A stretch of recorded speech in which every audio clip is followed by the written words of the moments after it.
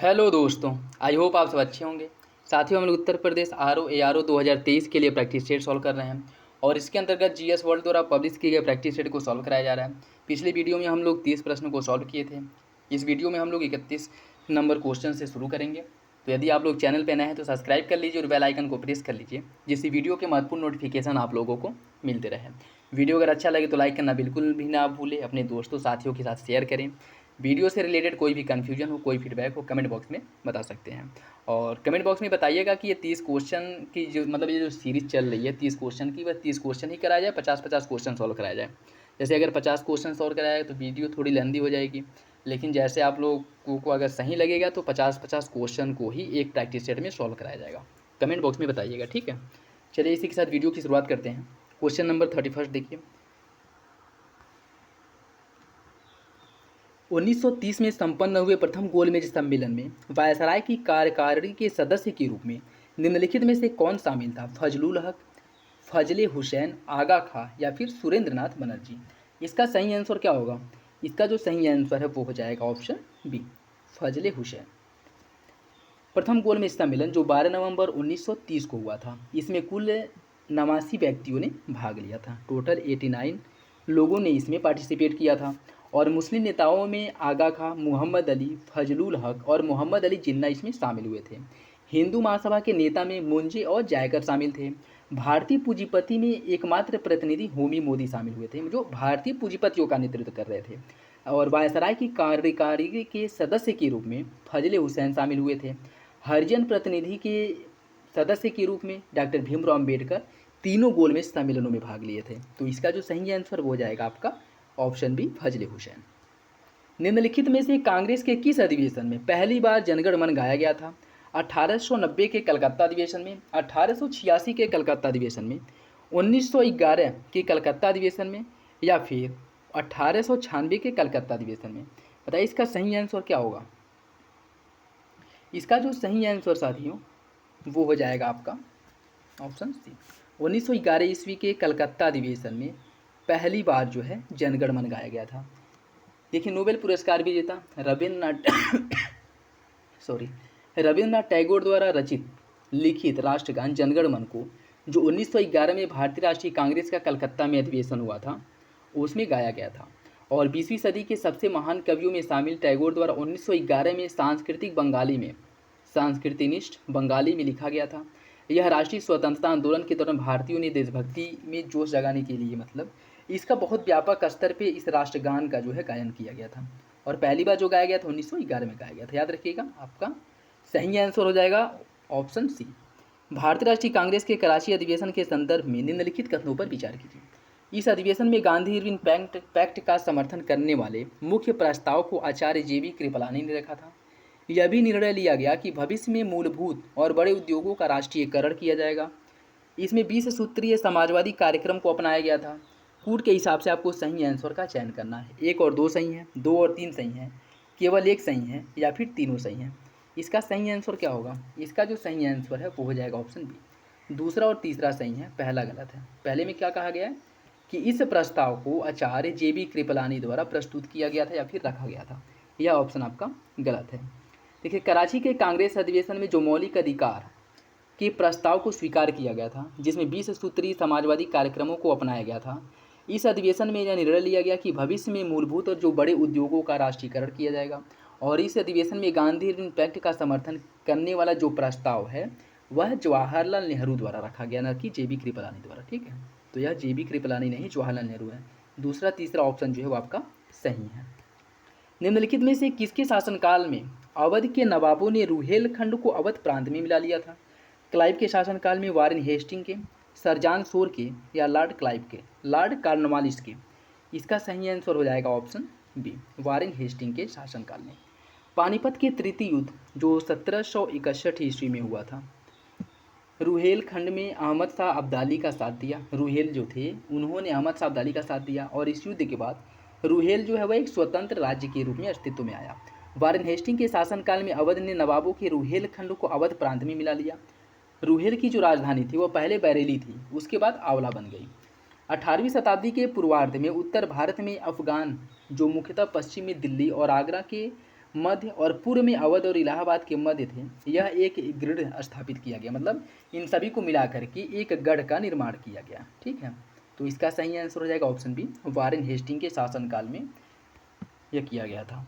18वीं सदी के उत्तरार्ध में दक्षिण भारत में संस्कृत विद्या का एक प्रसिद्ध केंद्र निम्नलिखित में से क्या था? कोचीन, त्रावणकोर, चिरक्कल या फिर कालीकट। कोचीन, त्रावणकोर, चिरक्कल या फिर कालीकट। आपको बताना है कि 18वीं शताब्दी में उत्तरार्ध में दक्षिण भारत में संस्कृत विद्या का प्रसिद्ध केंद्र कौन था?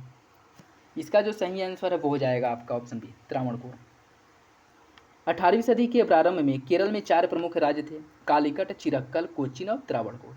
और इनमें से त्रावणकोर को 1729 ईस्वी में राजा मार्तंड वर्मा के नेतृत्व में प्रमुखता मिली थी। जिसकी जो प्रसिद्धि मिली थी वह मार्तंड वर्मा के नेतृत्व में मिली थी 1729 ईस्वी में। 18वीं सदी के उत्तरार्ध में त्रावणकोर की जो राजधानी त्रिवेंद्रम थी वह संस्कृत विद्या का एक बहुत ही महत्वपूर्ण, बहुत ही प्रसिद्ध केंद्र था। क्या ठीक है, तो याद रखिएगा, त्रावणकोर की राजधानी त्रिवेंद्रम यह संस्कृत विद्या का एक प्रमुख महत्वपूर्ण केंद्र था। नेक्स्ट देखिए, डेनिश कंपनी का मुख्यालय भारत में स्थित है, बंगाल में, मद्रास में, बॉम्बे में या फिर संयुक्त प्रांत में। इसका सही आंसर क्या है? इसका सही आंसर ऑप्शन है बंगाल में। डेनिश या फिर डेनमार्क की जो ईस्ट इंडिया कंपनी थी जो 1616 ईस्वी में बनाई गई थी, 1616 ईस्वी में बनाई गई थी, उन्होंने 1620 ईस्वी में त्रावणकोर तमिलनाडु में और 1676 ईस्वी में श्री रामपुर पश्चिम बंगाल में अपनी फैक्ट्रियों की स्थापना की थी। और अगर हम बात करें, श्री रामपुर बंगाल में डेनिश कंपनी का भारत में मुख्यालय था, परंतु वे अपनी स्थिति मजबूत नहीं कर पाए थे। 1845 ईस्वी में अपनी सारी संपत्ति डेनिश कंपनी ने अंग्रेज़ों को बेच दिया और भारत से चले गए थे। ठीक है, कब? 1845 ईस्वी में अंग्रेज़ों को बेच करके भारत से बाहर चले गए थे। किस संधि के तहत पूर्वी व्यापार को अंग्रेजों एवं पुर्तगालियों के बीच संघर्ष का अंत करने का निश्चय किया गया था? रिजविक की संधि, मैड्रिड की संधि, लिस्बन की संधि या फिर ला चैम्पेल की संधि। इसका सही आंसर क्या है? इसका सही आंसर है ऑप्शन बी, मैड्रिड की संधि। 1630 ईस्वी में मैड्रिड की संधि हुई, जिसके अनुसार पूर्वी व्यापार को अंग्रेजों एवं पुर्तगालियों के बीच संघर्ष का अंत करने का निश्चय लिया गया था। मतलब उनके बीच जो है पूर्वी और पश्चिमी व्यापार पर किस पे नियंत्रण रहेगा सॉरी, किस पे नियंत्रण रहेगा, कहाँ पे के व्यापार को कौन नियंत्रित करेगा, इसमें जो है विभाजित कर दिया गया था। कब किया गया था? 1630 ईस्वी में यह प्रावधान किया गया था। याद रखिएगा, मैड्रिड की जो संधि है वह पुर्तगालियों और अंग्रेजों के मध्य किया गया था। निम्नलिखित में से किसने बंगाल में भूमि बंदोबस्त में इजारेदारी प्रथा की शुरुआत की थी? शुजाउद्दीन ने, अलीवर्दी खान ने, मुर्शीद कुली खान ने या फिर सरफराज खान ने? इसका सही आंसर है आपका ऑप्शन सी, मुर्शीद कुली खान ने। मुर्शीद कुली खान ने भूमि बंदोबस्त में इजारेदारी प्रथा की शुरुआत की थी। इसने अपनी राजधानी ढाका से मुर्शिदाबाद स्थानांतरित किया था और इसके काल में 1717 से लेकर के 1727 तक जमींदारों के कुल 3 विद्रोह हुए थे। औरंगजेब ने 1700 ईस्वी में मुर्शीद कुली खां को बंगाल का दीवान बनाया था। 1717 ईस्वी में मुगल सम्राट फारुखसियर ने मुर्शीद कुली खां को सूबेदार नियुक्त किया था। 1719 ईस्वी में उड़ीसा की सूबेदारी भी मुर्शीद कुली के पास आ गई थी। तो ऑप्शन सी जो है वो आपका सही हो जाएगा। जो भी इससे रिलेटेड जो भी क्वेश्चन सॉल्व कराए जा रहे हैं उससे रिलेटेड जो फैक्ट बताए जा रहे हैं, एक्सप्लेनेशन, उसे आप लोग ध्यान से सुनिएगा। ठीक है, और अगर जो इंपॉर्टेंट लगे उसे नोट भी कर सकते हैं, क्योंकि सीधे सीधे क्वेश्चन अगर ना पूछे तो इसके एक्सप्लेनेशन जो फैक्ट हैं उससे क्वेश्चन पूछने की संभावना रहती है। ठीक है, तो अपनी तरफ से पूरी कोशिश किया जा रहा है कि आपको बहुत ही अच्छे से जो भी प्रैक्टिस सेट के माध्यम से और इसके एक्सप्लेनेशन के माध्यम से प्रॉपर अच्छे से सॉल्व कराया जाए। फिर भी अगर कोई त्रुटि रह जाती है, कोई कमी रह जाती है तो कमेंट बॉक्स में बताइएगा, उसके लिए क्षमा प्रार्थी। निम्नलिखित घटनाओं को सही कालक्रम में आपको सजाना है। स्थानीय स्वशासन संबंधी सरकारी प्रस्ताव लॉर्ड रिपन के शासनकाल में आया था। प्रिंस ऑफ वेल्स की जो भारत यात्रा हुई थी, वर्नाक्यूलर प्रेस एक्ट, महारानी विक्टोरिया को कैसर हिंद की उपाधि से सम्मानित किया गया। इसको आपको कालक्रम के हिसाब से रखना है।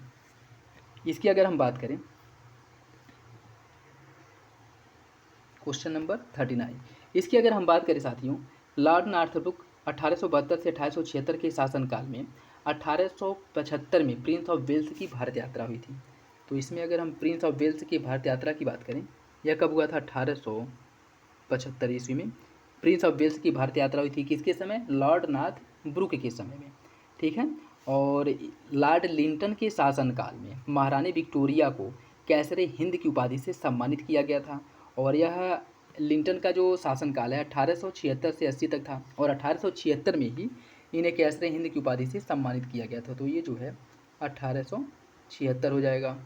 उसके बाद है वर्नाक्यूलर प्रेस एक्ट, यह आया था आपका 1878 में। 1878 में वर्नाक्यूलर प्रेस एक्ट आया था।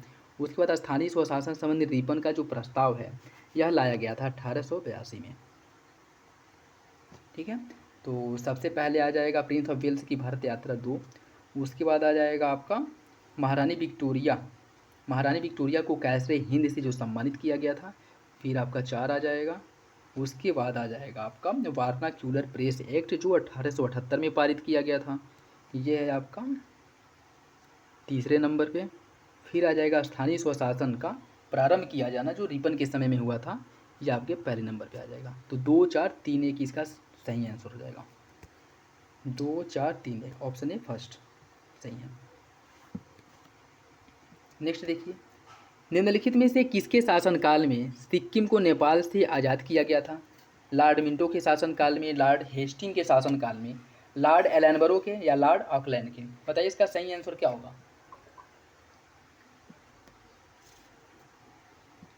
इसका जो सही आंसर साथियों वो हो जाएगा ऑप्शन बी, लॉर्ड हेस्टिंग के शासनकाल में। देखिए 1814 ईस्वी में गोरखाओं ने बुटवल जिले के अंग्रेजी पुलिस चौकी पर हमला कर दिया और फलतः गवर्नर जनरल हेस्टिंग ने अक्टूबर 1814 में युद्ध की घोषणा कर दी। सुगौली की संधि हुई थी। सुगौली की संधि कब हुई थी? 1816 ईस्वी में, ये भी याद रखिएगा। 1816 ईस्वी में सुगौली की संधि की गई थी। उसके बाद जो है इस संधि के उपरांत नेपाल की राजधानी काठमांडू में अंग्रेज रेजिमेंट का स्थापना किया गया था, एक अंग्रेज रेजिमेंट खोला गया था, और हेस्टिंग के शासनकाल में ही सिक्किम को नेपाल से आज़ाद कर दिया गया था। तो याद रखिएगा, इंपॉर्टेंट है।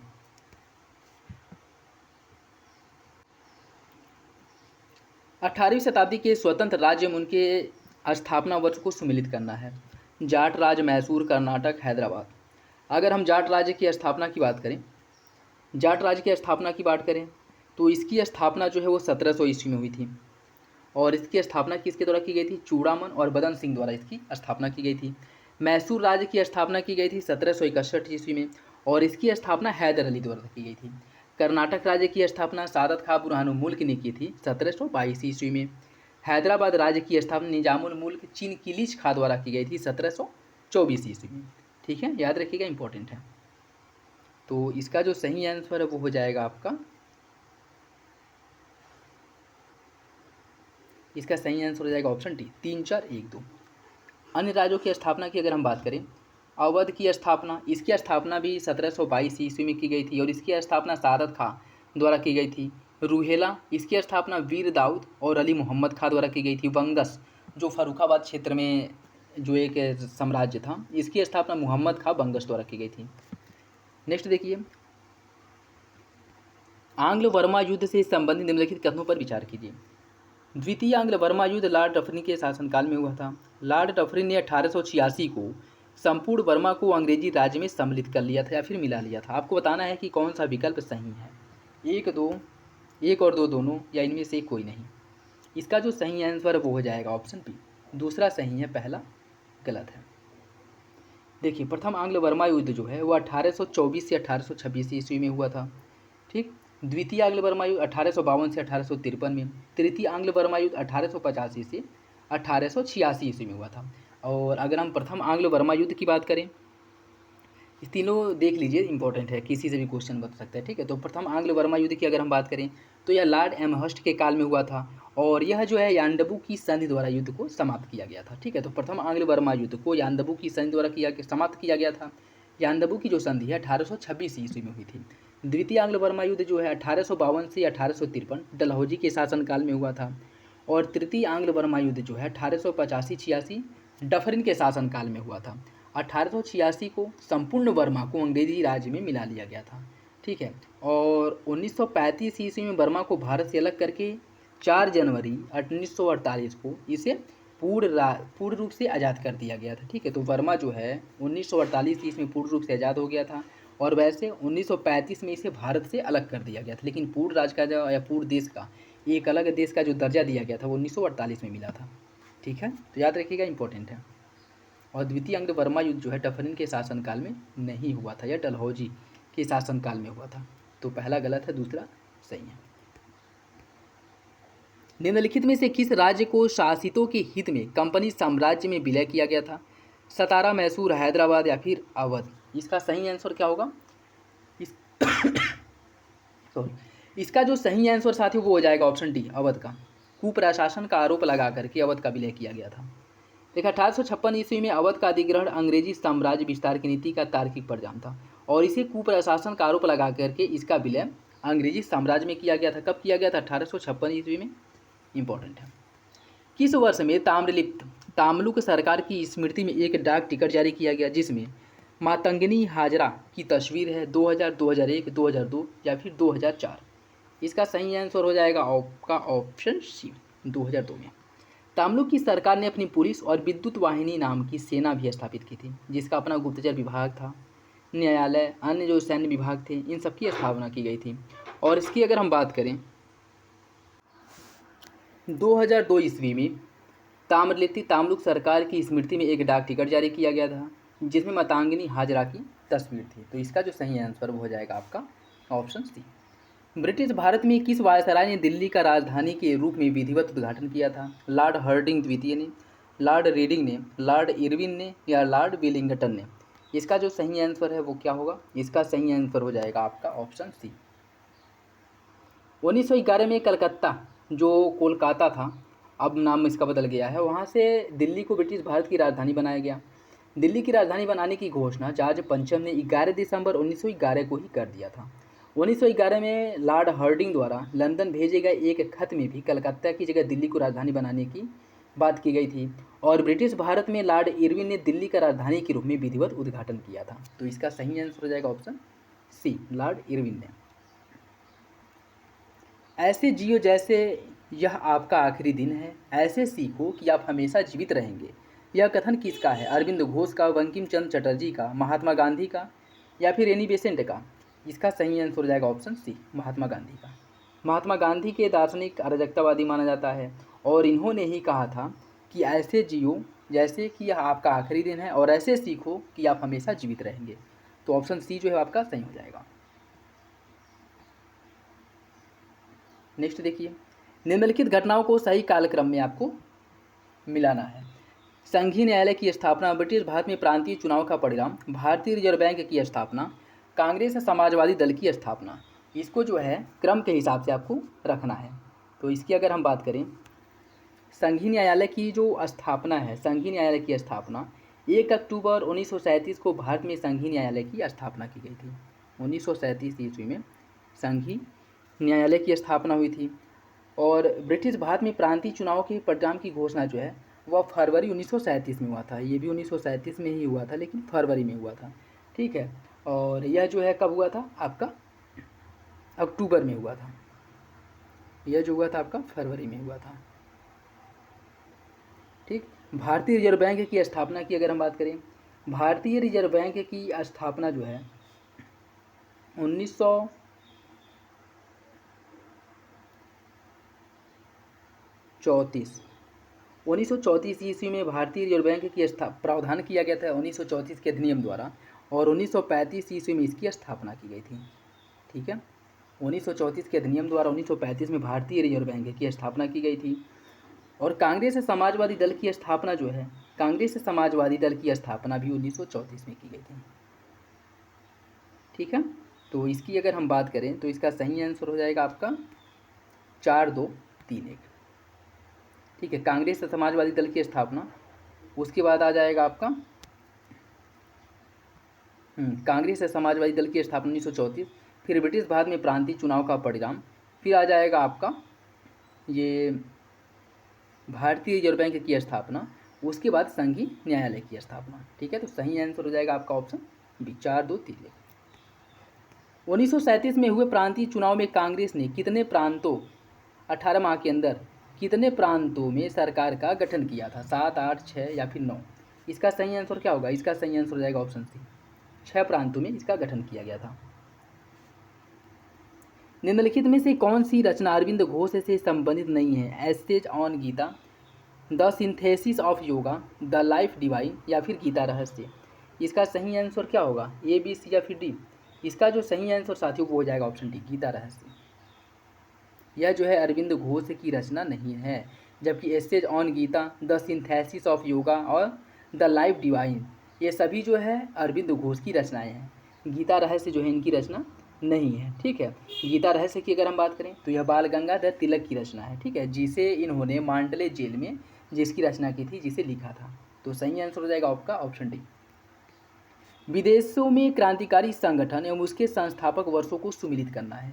इंडिया इंडिपेंडेंस लीग तारकनाथ दास द्वारा जिसकी स्थापना की गई थी, इसकी स्थापना कब की गई थी। इंडिया इंडिपेंडेंस लीग की स्थापना की अगर हम बात करें तो इसकी स्थापना जो है 1915 ईस्वी में की गई थी। ठीक है, इंडिया इंडिपेंडेंस लीग की स्थापना। और इंडियन इंडिपेंडेंस लीग की स्थापना कब की गई थी, इसकी स्थापना जो है इंडिया इंडिपेंडेंस लीग एवं गवर्नमेंट, इसकी स्थापना जो है, एक मिनट, इंडिया इंडिपेंडेंस लीग एवं गवर्नमेंट इसकी स्थापना 1915 में की गई थी। ठीक है, और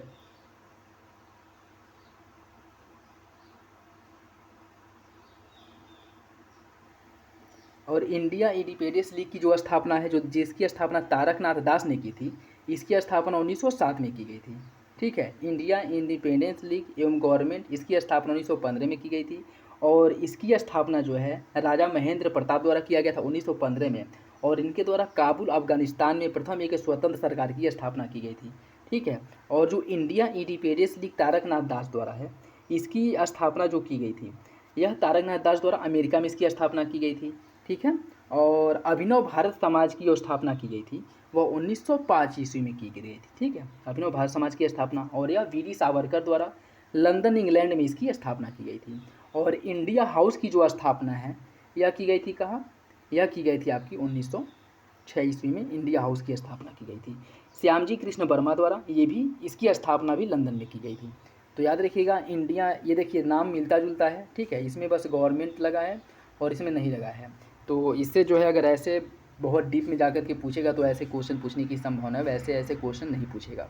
तो ये भी याद रखिएगा, इंडिया इंडिपेंडेंस लीग की जो स्थापना 1907 में की गई तारकनाथ दास द्वारा, और इंडिया इंडिपेंडेंस लीग एवं गवर्नमेंट इसकी स्थापना जो है राजा महेंद्र प्रताप द्वारा की गई थी 1915 में। और इन्हीं के द्वारा अफगानिस्तान में पहली स्वतंत्र सरकार की स्थापना की गई थी। और इसकी अगर हम बात करें तो इसका जो सही आंसर है वो हो जाएगा आपका ऑप्शन सी, 3-4-2-1, 3-4-2-1। नेक्स्ट देखिए, निम्नलिखित में से किसकी अध्यक्षता में कांग्रेस और समाजवादी पार्टी का प्रथम अधिवेशन हुआ था। जयप्रकाश नारायण के, आचार्य नरेंद्र देव के, स्वामी संपूर्णानंद की या फिर अच्युत पटवर्धन के। इसका सही आंसर क्या होगा, इसका जो सही आंसर वो हो जाएगा ऑप्शन सी, स्वामी संपूर्णानंद की अध्यक्षता में।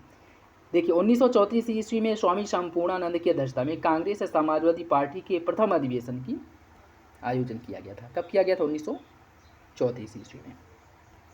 नेक्स्ट देखिए, निम्नलिखित में से किस वायसराय द्वारा भारतीय सांख्यिकी सर्वेक्षण की स्थापना की गई थी। Lord Mayo, Lord Northbrook, Lord Curzon या लॉर्ड डलहौजी। इसका सही आंसर क्या होगा, इसका जो सही आंसर साथियों वो हो जाएगा आपका ऑप्शन ए, लॉर्ड मेयो के शासनकाल में। मेयो का शासनकाल जो 1869 से 1872 तक था, 1869 से 72 तक इसका शासनकाल था। और इसी के शासनकाल में सर्वेक्षण विभाग की स्थापना की गई थी। और मेयो ने अजमेर में मेयो कॉलेज की स्थापना भी की थी। कृषि और वाणिज्य विभाग की स्थापना भी इसी के समय में किया गया था। केंद्र और प्रांतों के मध्य जो राजस्व बंटवारे की नई प्रणाली है उसका शुभारंभ भी इसी के समय किया गया था। और 1871 में भारत में जो पहली जनगणना कराई गई थी वो भी इसी के समय में हुआ था।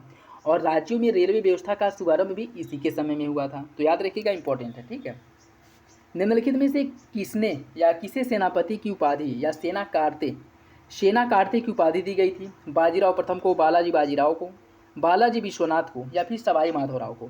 इसका सही आंसर क्या होगा, इसका सही आंसर हो जाएगा ऑप्शन सी, बालाजी विश्वनाथ को सेना कार्ते की उपाधि से सम्मानित किया गया था। देखिए बालाजी विश्वनाथ जो कोकड़ के एक ब्राह्मण कुल में जन्मे थे। और इनकी अगर हम बात करें 1669 ईस्वी में उन्हें पूना का सभासद बनाया गया था। 1707 ईस्वी में औरंगजेब की मृत्यु के पश्चात आजम ने शाहू को मुगल हिरासत से मुक्त कर दिया था। और इसके पश्चात शाहू और उसकी चाची ताराबाई के मध्य संघर्ष हुआ था, जिसमें बालाजी विश्वनाथ शाहू के साथ थे। ठीक है, और साहू ने बालाजी विश्वनाथ को सेनाकार्ते के पद पर नियुक्त किया था। ठीक है, तो याद रखिएगा बालाजी विश्वनाथ के बारे में सभी कथन जो बताए गए हैं सही हैं। निम्नलिखित में से किसने बंगाल में क्रांतिकारी दल का गठन किया और उसके प्रचार और प्रसार के लिए अनेक शाखाएं खोली? सूर्यसेन सिंह ने, सुभाष चंद्र बोस ने, अरविंद घोष ने या फिर रास बिहारी बोस ने? इसका सही आंसर क्या होगा? इसका सही आंसर हो जाएगा ऑप्शन सी, अरविंद घोष ने। अरविंद घोष कवि और भारतीय राष्ट्रवादी थे और जिन्होंने आध्यात्मिक विकास के माध्यम से सार्वभौमिक मोक्षों का दर्शनों का प्रतिपादन किया था। और इस संदर्भ में इसका जो सही आंसर है, क्रांतिकारी दल का गठन जो किया गया था वो अरविंद घोष द्वारा किया गया था। आपका सही आंसर हो जाएगा ऑप्शन सी। अरविंद घोष की अगर हम बात करें, इनके द्वारा बंगाल में क्रांतिकारी दल का गठन किया गया था, जिसका प्रचार प्रसार करने के लिए अनेक शाखाएं खोली गई थी और स्वयं यह इसके प्रधान संचालक थे। खुदराम बोस और कन्हैयालाल दत्त इनके संगठन में क्रांतिकारियों में महत्वपूर्ण भूमिका निभाई थी, या कह सकते हैं कि सक्रिय जो है इसके सदस्य थे लोग। तो ऑप्शन सी जो है वो सही हो जाएगा। निम्नलिखित में किसके द्वारा मेट्रोपॉलिटन कॉलेज की स्थापना की गई थी? जेईडी बेथुन, बीएम मालाबारी, ईश्वरचंद विद्यासागर या फिर डीके कार्वे? इसका सही आंसर क्या होगा? इसका सही आंसर हो जाएगा ऑप्शन सी, ईश्वरचंद विद्यासागर। ईश्वरचंद विद्यासागर जो एक समाज सुधारक थे, जो लड़कियों की शिक्षा पर विशेष जोर देते थे और इनके द्वारा लड़कियों की शिक्षा में सुधार के लिए और उनको शिक्षित करने के लिए कलकत्ता में मेट्रोपॉलिटन कॉलेज की स्थापना की गई थी। ठीक है, तो याद रखिएगा, इंपॉर्टेंट है, आपका सी जो है सही हो जाएगा। और अगर कुछ देखा जाए तो ईश्वरचंद विद्यासागर ने 1848 में वैताल पंचविंशति नामक बांग्ला भाषा की प्रथम गद्य रचना की भी प्रकाशन किया था। कब किया था? 1848 में।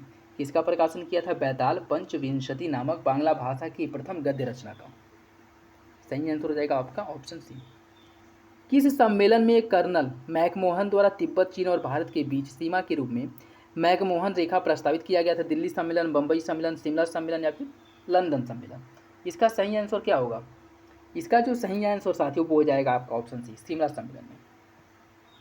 ब्रिटिश भारतीय सेना के अधिकारी lieutenant colonel sir Arthur Henry McMahon, जो ब्रिटिश भारत में एक प्रशासनिक अधिकारी थे, इनके द्वारा मैकमोहन रेखा का सीमांकन किया गया, जो पहले तिब्बत और उत्तर पूर्व भारत को अलग करता था। मैकमोहन रेखा कर्नल मैकमोहन द्वारा कब दिया गया था? 1914 ईस्वी में इसका निर्धारण किया गया था। 1914 ईस्वी में शिमला सम्मेलन में तिब्बत, चीन और भारत के बीच में इस सीमा रेखा को प्रस्तावित किया गया था। निम्नलिखित कथनों पर विचार कीजिए।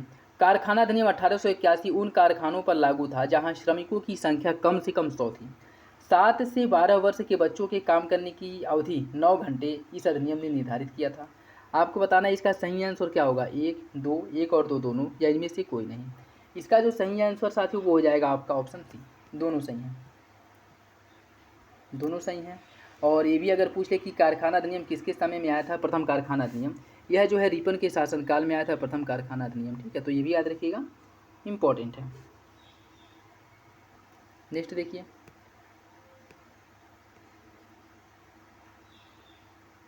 निम्नलिखित में से कौन भारतीय राष्ट्रीय ट्रेड यूनियन कांग्रेस के पहले अध्यक्ष थे? लाला लाजपत राय, वल्लभ भाई पटेल, एम.एन. रॉय या फिर वी.वी. गिरी? इसका सही आंसर क्या है? इसका सही आंसर हो जाएगा ऑप्शन बी, वल्लभ भाई पटेल। देखिए, राष्ट्रवादी नेता वल्लभ भाई पटेल 1947 में भारतीय राष्ट्रीय ट्रेड यूनियन कांग्रेस की स्थापना किए थे। कब किया गया था? 1947 में। और सरदार वल्लभ भाई पटेल इसके पहले अध्यक्ष थे। और अखिल भारतीय ट्रेड यूनियन कांग्रेस, इसके पहले अध्यक्ष लाला लाजपत राय थे। ठीक है, तो याद रखिएगा, राष्ट्रीय ट्रेड यूनियन कांग्रेस के जो अध्यक्ष थे वो पहले अध्यक्ष सरदार वल्लभ भाई पटेल थे। और अखिल भारतीय ट्रेड यूनियन कांग्रेस, जिसे एटक कहा जाता है, इसके पहले अध्यक्ष लाला लाजपत राय थे। और इसका जो पहला सम्मेलन है वो मुंबई में किया गया था। और इसके जो उपाध्यक्ष थे वो जोसेफ बैप्टिस्ट थे और महामंत्री दीवान चमन लाल थे। ठीक है, तो दोनों के बारे में याद रखिएगा, इंपॉर्टेंट है। नेक्स्ट देखिए, स्वतंत्र लेबर पार्टी की स्थापना किसके द्वारा की गई थी? जगजीवन राम, एम.एन. जोशी, भीमराव अंबेडकर या फिर जयप्रकाश नारायण? इसका सही आंसर क्या होगा? इसका सही आंसर हो जाएगा ऑप्शन सी, बी.आर. अम्बेडकर। स्वतंत्र लेबर पार्टी की स्थापना बी.आर. अम्बेडकर द्वारा किया गया था। कब किया गया था? 1935 ईस्वी में इसका स्थापना किया गया था। और अगर हम बात करें 1937 में केंद्रीय विधानसभा चुनाव में 15 सीट इनके द्वारा ये जो पार्टी की स्थापना की गई थी स्वतंत्र लेबर पार्टी की, यह 1937 के केंद्रीय विधानसभा चुनाव में 15 सीट जीत करके सामने आई थी। और इसने ऑल इंडिया क्लासेज एसोसिएशन का गठन किया था। डॉक्टर भीमराव अम्बेडकर 1990 में मरणोपरांत इन्हें भारत रत्न से सम्मानित किया गया था। ये भी याद रखिएगा, इन्हें 1990 में मरणोपरांत भारत रत्न से सम्मानित किया गया था। तो सही आंसर हो जाएगा ऑप्शन सी। नेक्स्ट देखिए, आज का लास्ट क्वेश्चन, और कमेंट बॉक्स में आप लोग बताइएगा कि 30 क्वेश्चन की ही कराया जाए या 50 क्वेश्चन की श्रृंखला कराई जाए। जैसा आप लोगों को सही लगेगा बताइएगा, उस हिसाब से जो है कल से प्रैक्टिस सेट को कराया जाएगा। यह है आज का लास्ट क्वेश्चन। प्रथम भारतीय आम चुनाव 1951 से 52 के संबंध में निम्नलिखित कथनों पर विचार कीजिए। इस चुनाव में 14 राष्ट्रीय दल शामिल थे। भारत की तत्कालीन जनसंख्या के लगभग आधी आबादी जिन्होंने 18 वर्ष की आयु प्राप्त कर ली थी, इसको मतदान के तौर पर पंजीकृत किया गया था, मतदाता के तौर पर। आपको कोड के हिसाब से सही आंसर का चयन करना है। एक सही है, दो सही है, दोनों सही है, या इनमें से कोई नहीं। इसका सही आंसर क्या होगा? इसका जो सही आंसर हो जाएगा आपका ऑप्शन है, पहला सही है, दूसरा गलत है। देखिए, प्रथम जो आम चुनाव हुआ था 1951 फरवरी 1922 के बीच किया गया था। 51 से फरवरी 1952 के बीच में प्रथम आम चुनाव का आयोजन हुआ था। और इस चुनाव में कुल 53 राजनीतिक दलों ने हिस्सा लिया था, जिसमें से 14 राष्ट्रीय दल थे। और इसमें क्या कह रहा है? इसमें कह रहा है कि इस चुनाव में 14 राष्ट्रीय दल शामिल थे, या जो कि गलत है। टोटल जो दलों की अगर हम बात करें, सॉरी साथियों, इसमें सही है, ठीक है, राष्ट्रीय दल की बात करें। टोटल दलों की अगर हम बात करें तो कुल राजनीतिक दल 53 थे, जिसमें से 14 जो थे वह राष्ट्रीय दल थे, ठीक है। और इसमें अगर हम बात करें, 173 मिलियन भारत की तात्कालिक जनसंख्या थी, जिनमें से 21 वर्ष की आयु प्राप्त कर ली तो उनको मतदान का अधिकार दिया गया था। जिनकी उम्र 21 वर्ष से अधिक थी उनको मतदान का अधिकार दिया गया था। 18 वर्ष, अच्छा लोग कमेंट बॉक्स में बताइएगा कि 18 वर्ष जो मतदान की उम्र निर्धारित की गई थी, आयु निर्धारित किया गया था, किस संविधान संशोधन द्वारा किया गया था, ठीक है। तो इसका जो सही आंसर हो जाएगा आपका ऑप्शन है, पहला सही, दूसरा गलत है। ये था आज का last question. I hope video आप लोगों को पसंद आया होगा। वीडियो अच्छा लगे तो लाइक करना बिल्कुल भी ना भूलें। चैनल पे नया है तो सब्सक्राइब जरूर कर ले, बेल आइकन को प्रेस कर ले, अपने दोस्तों के साथ ज़रूर शेयर करें। और वीडियो से रिलेटेड कोई भी फीडबैक हो, कोई कन्फ्यूजन हो, कमेंट बॉक्स में कमेंट करके बता सकते हैं, पूछ सकते हैं। चलिए मिलते हैं अगले वीडियो में, तब तक के लिए धन्यवाद। जय हिंद।